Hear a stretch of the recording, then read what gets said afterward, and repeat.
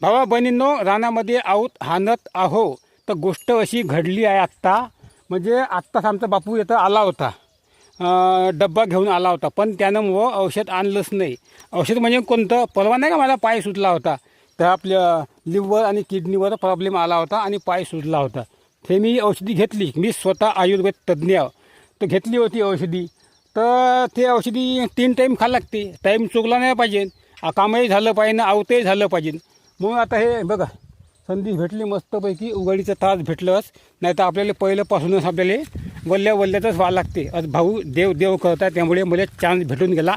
संधीचं सोनं करावं मला दाखवतो बा डब्बा. बघा, फक्त काळा आणला आणि मग बाकी काही नाही. हे पाणी आणलं आणि हा डब्बा आणला. याच्यामध्ये काहीच नाही. पाहून घ्या, आतमध्ये पाहून घ्या, काहीच नाही. या फक्त भाजीचा डब्बा आहे. हे बघा, भाजीचा डब्बा आहे, काहीच नाही. असं झालं. आता बापू पुन्हा गेला, त्याला तर झाले आता हेलपाट्या. आणि ते आता पुन्हा